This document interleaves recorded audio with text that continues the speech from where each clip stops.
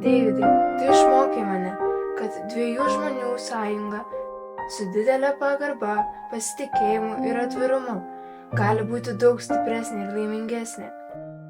Tu esi stiprybė, kurios nežinojau, kad ir man reikia, ir džiaugsmas, kurio nežinojau, kad man trūksta. Ir jau tada, kai pirmą kartą tave pamačiau, supratau, kad turiu svajonę praleisti likusį gyvenimą su tavimi.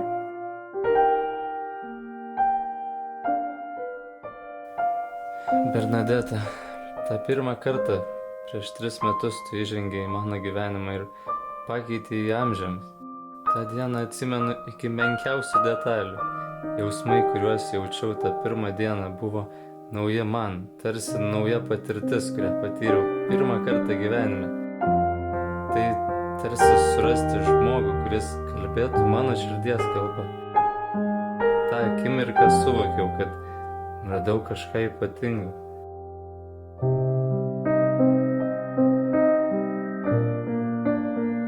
Ačiū tau, kad atvira širdimi leidi šildyti savojoje, kad saugai mane, mūsų santykius, atvirai priimi visus išbandymus ir iš visos širdies džiaugiesi laimės akimirkomis.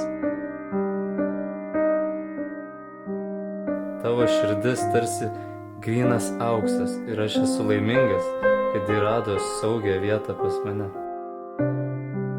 Tu myli ir priimi mane tokį, koks aš esu, su visais mano privalumais ir trūkumais. Kasdien darai mane geresniu vyru. Tai yra tikroji meilė.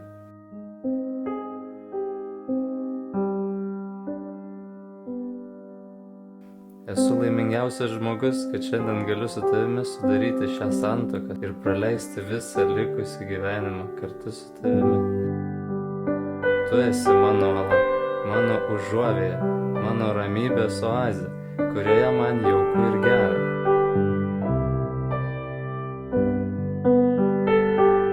Žinau, kad atiduodama save į tavo rankas jausiuosi ne tik tvirtai, užtikrintai, bet ir laisvai, galėdama drąsiai kurti mūsų ateitį, tradicijas ir prisiminimus.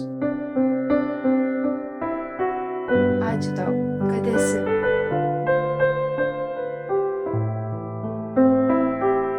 Ačiū už tai, kad esi, palaikai, stebini ir laikydama tvirtai už rankos vedi mane į meilės kupiną kelionę.